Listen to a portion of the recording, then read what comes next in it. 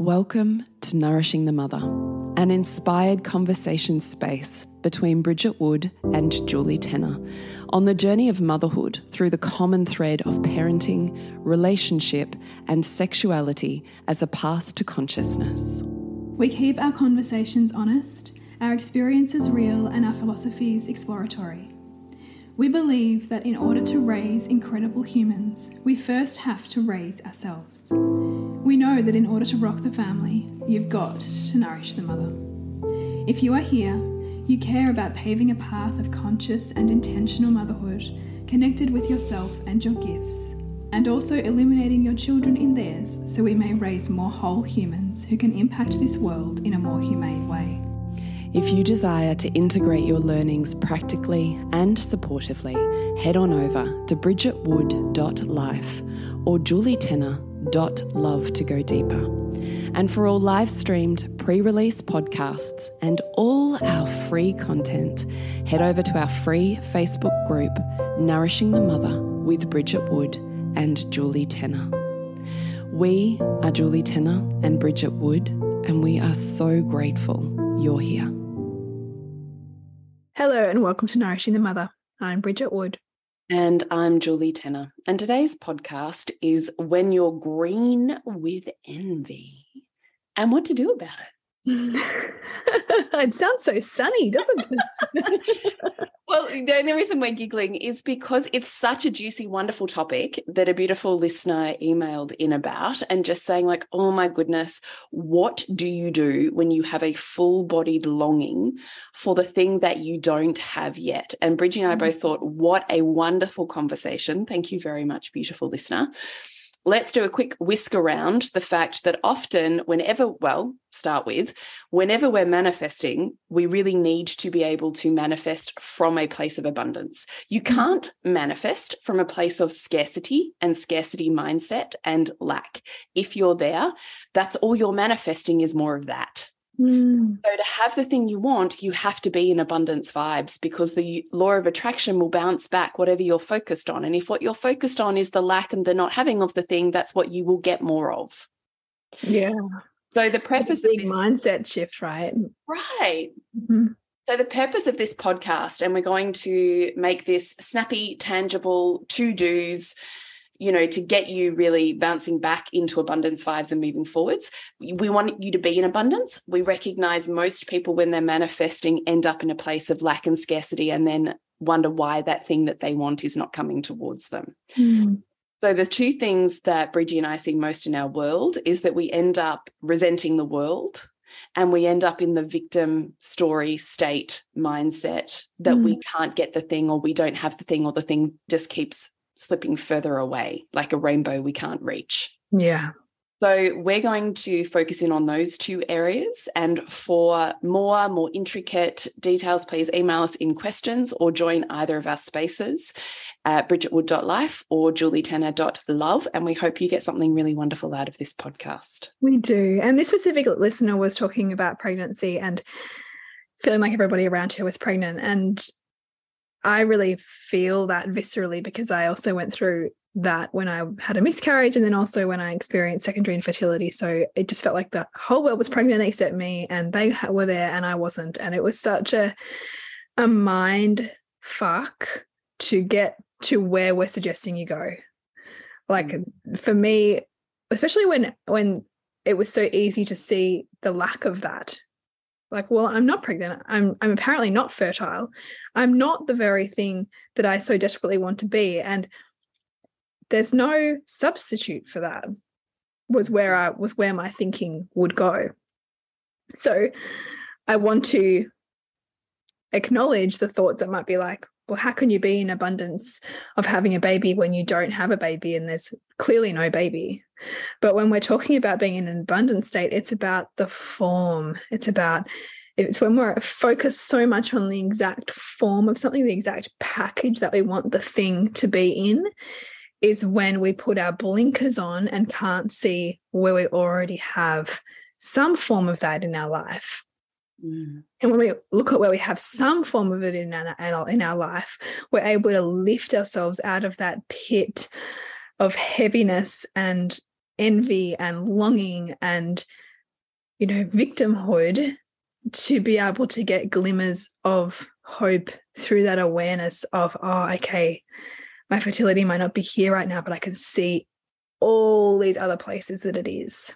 So that's what we're saying when we're talking about moving from a lack mindset into, an abundant, I already have this, I already see where this is mindset, to then be able to manifest the form that you would love to have something in.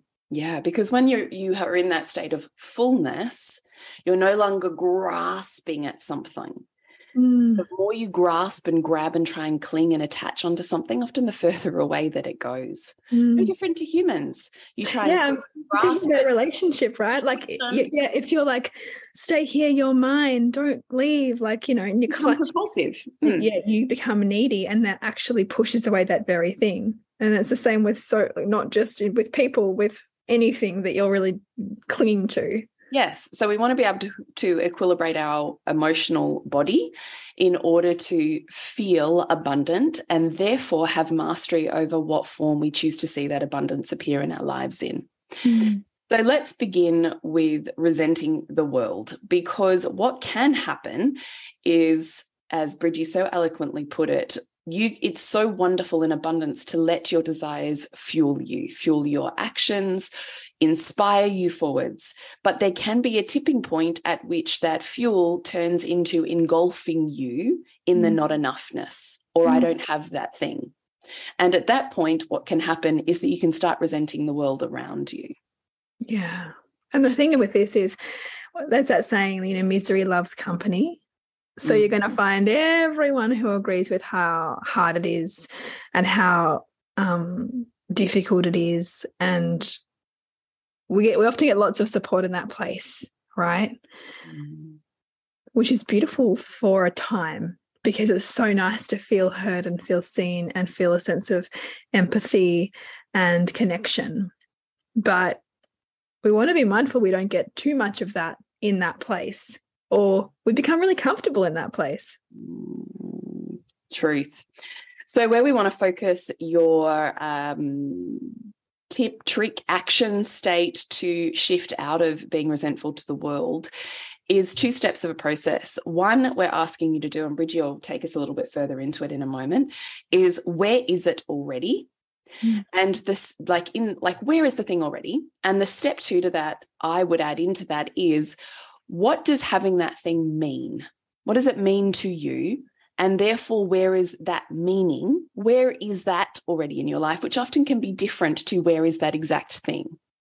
Yeah, because it's not it's the meaning, not the thing. Yeah. Right? So where is it already? Do you want to give us some? Yeah, so a great way to look at this is that we can attach, perhaps connection and wanting it with a particular relationship, or we want something in a particular form and it's the form that we're missing. It's the person that we think that we want to have it with, or it's in our own life, like maybe we're missing money, or we're missing friendship, or we are, missing this sense of pregnancy. But what do you perceive they provide for you? Like in your life, like what do you think you're going to get from that? And where do you already have that thing? So where is that connection already present? Where is, as I said before, that fertility already present? And, this particular one was really hard to get my head around at a time when I was so focused on it needing to be in the form of my reproductive system and making a baby. But once I could break, I guess, my need for it to be in that form, and I could begin to see all of the other ways that it was, I could begin to go, oh my God, it's like in my mind, like I am seeing the world differently right now. Like my mind is just this like most abundant spring garden of opportunity and potential and delight. It's like so fertile. And then and from there I was like, could not believe that I hadn't seen it, right? Because I was so focused on where was my fertility, which seemed to be so missing from my body. It was in my mind, and it was in my, this business idea that I had, and it was in these communities that I was building, and these new connections that I was making. Like it was completely all there. Your creation force was already in action. Yeah. Yeah. Totally fueling life in another form. Life, exactly. Yeah. But when we hold on so desperately to this one way we think it needs to be, what then happens is life narrows and our blinkers come on and we get brittle and edgy and frustrated and blamey, right? Out of appreciation, abundance, and gratitude. Yeah. And we get stuck in. Right. But all the emotions we need for manifesting. Yeah. We're just jumping in to let you know what is happening in the worlds of bridgetwood.life and julietenner.love in case there's a little opening for you to jump in and expand your life a little bit deeper. So what's happening in your world, Bridge? It's Disrupt, Revealing the Mother Wound. So it is a 4-module course supported by integration calls and a women's circle to really help you reveal the ways in which the mother wound is impacting your life right now and your parenting, and provide you more freedom and spaciousness in your mothering journey. And you, Jules?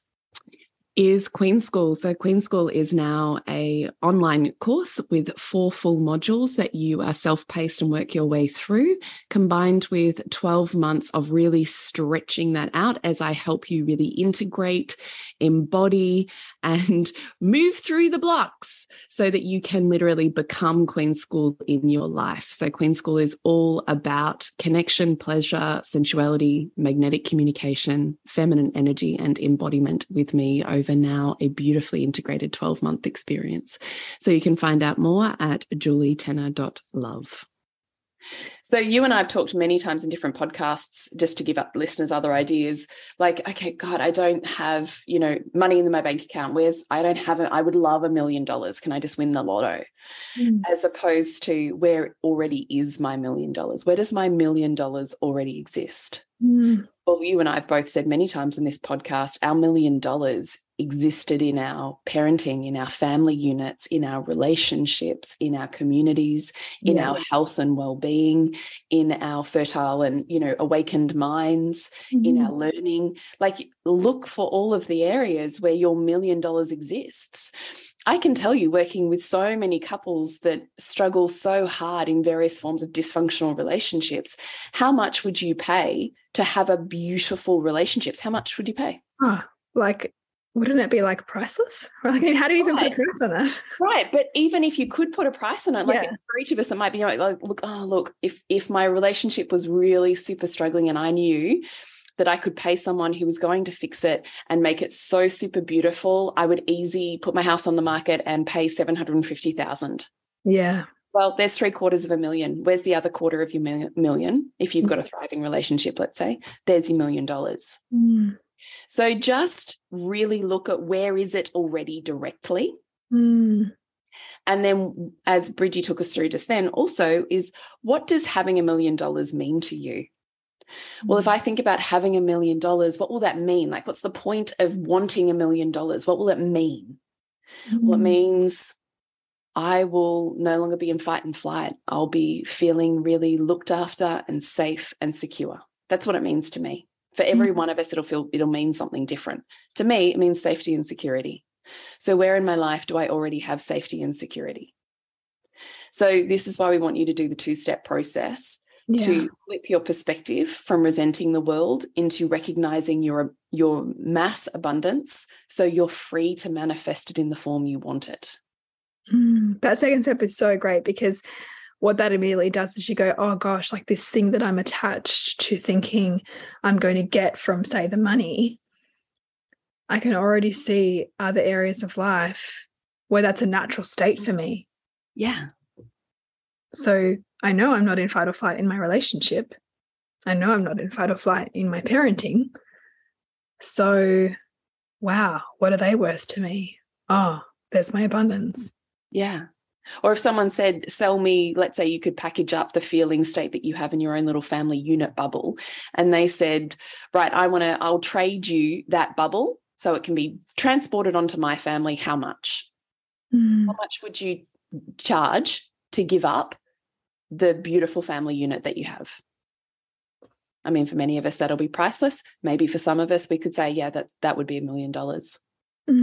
So we just really want you to get creative with your thinking and think outside the box to really think and see the world wider than when it has narrowed into a state of resentment. Because ultimately we have the quest, for example, if we're talking about money or wealth, the quest to build wealth is not just to build financial wealth. It's to build family wealth. It's to build wealth in our business and, our skill set. It's to build wealth in our social connections. It's to build wealth in our spirituality, right? So the quest for wealth is not just this one singular form of money.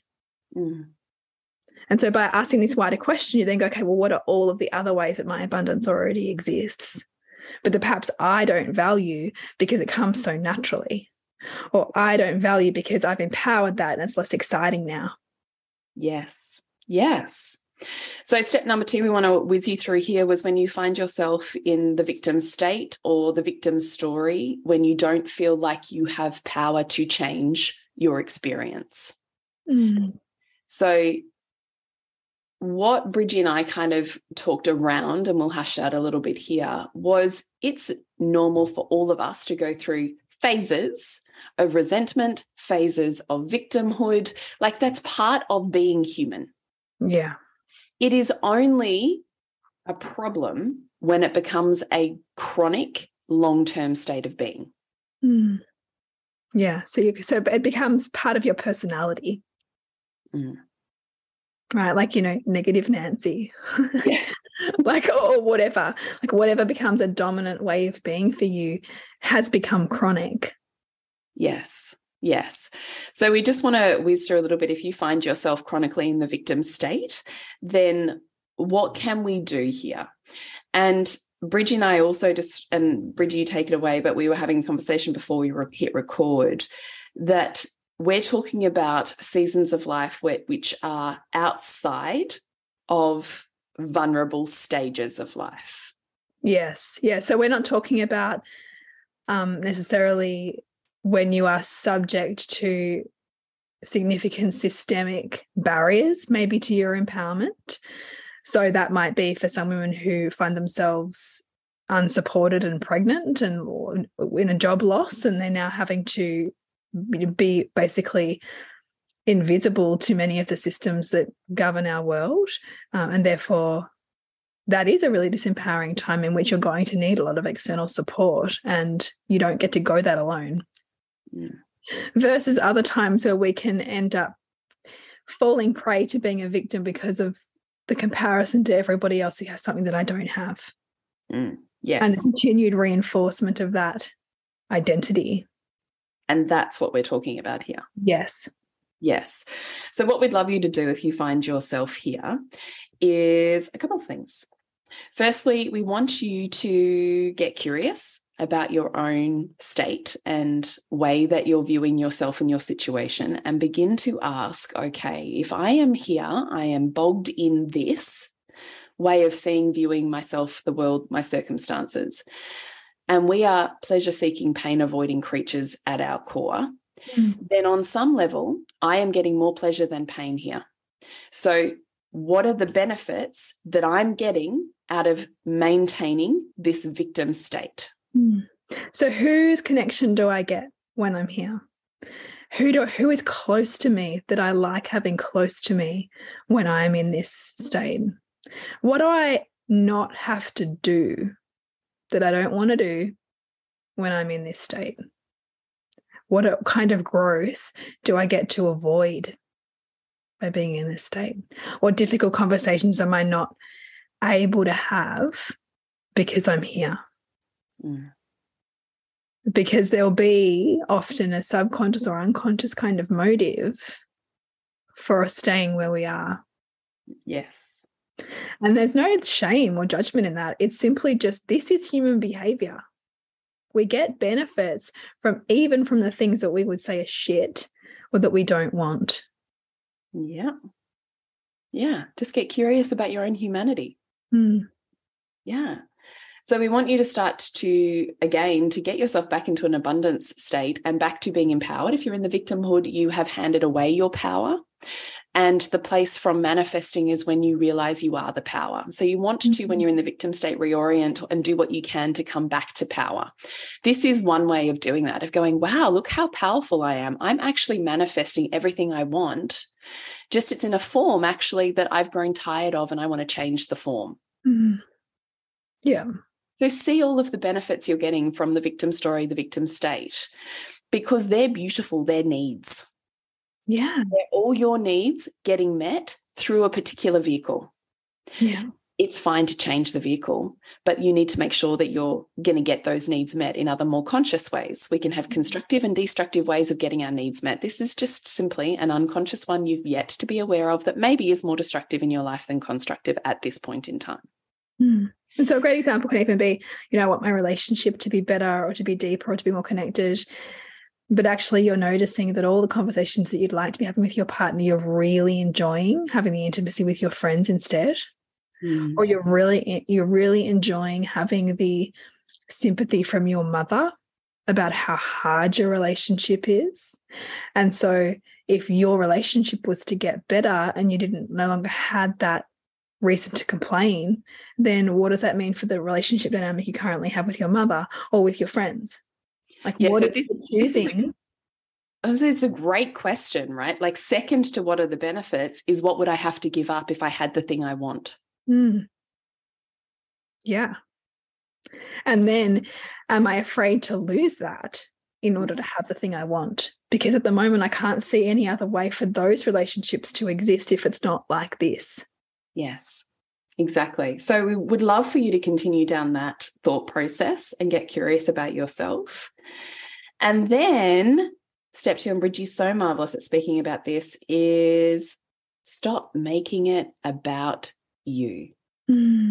I'm stuck. I can't. You're not. I'm not getting. I, me. Stop making it about you. Yes, this is the dangerous path of navel gazing, I like to call it. And, part of the human condition is to soul search. But when we're doing that at the cost of our own mental health or the well-being of people that are around us, then the task needs to be find yourself in the service of others. Focus on service. Focus on delivering the best of you to the world. So it's a bit of, it's kind of like that. I think I just had this like drop in of who was JFK, who was like, don't ask what America can do for you. Ask what you can do for America, right? Don't ask for what the world can do for you. Like, what can you do for the world? And then it becomes, I realize I have all this to contribute. I don't, like, right from where I am, I can make I'm so worthy, valued, valuable. And then in doing that and being that, the world meets you. Right. So you have to go first. Yes. And you build your self-esteem and your self-worth and your power through esteemable acts by giving your gift to the world, to the people around you, to your local community, to your children, to build your power first. And you will find it easier to slip out of this victim story and into a more empowered state where you can, do things from there. Pretty hard when you don't feel like you own your power at the moment to change it. Yeah.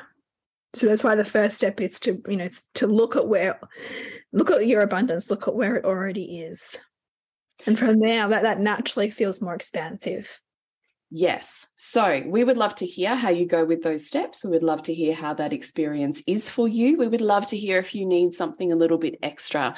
We love conversations. We're social on the socials. We would love you to reach out, and we hope that this gives you some really beautiful, tangible steps to move yourself beyond resentment and victimhood. We do. Now, what's going on in your world, Jules? Is Queen School combined with 12 months in Honey Club. So it's all the Queen School stuff, but very safely and slowly and deliciously guided by me over 12 months. So you don't have to go guessing and try and sort your own shit out. Turns out we can be supported really beautifully while someone helps us and guides us. And that's what the Queen School journey is now. You can find out more at julietenner.love. Beautiful. In my world, it's disrupt, revealing the mother wound. So much of even what we've talked about in this podcast is relevant for us in examining the mother wound that we come from, because very often we can find ourselves in these icky, sticky imprints that aren't even our own, that we've come from our mother, or that we've come from the meaning that we make motherhood and how we have to exist in that. It's not true. Turns out you get to shift it, you get to change it, you get to play around with it, but only when you look at it. So you can find out more about that at bridgetwood.life. We are Nourishing the Mother on Facebook and Instagram, nourishingthemother.com.au, and we would love to hear from you and see how this podcast went. If you think it's great, please share it with someone you know that would need it. And we hope you're having a beautiful day. Remember to nourish the woman to rock the family. And we'll see you next week when we continue to peel back the layers on your mothering journey. Thank you so much for listening. We literally couldn't do this without you. Please share this podcast with anyone you think it would be medicine for. If you desire to integrate your learnings practically and supportively into your life, then head on over to bridgetwood.life or julietenner.love to go deeper. And if you feel like giving back a little to this free content, please rate us on iTunes or Facebook, all of which helps the podcast reach more mamas who need this type of tonic for the soul.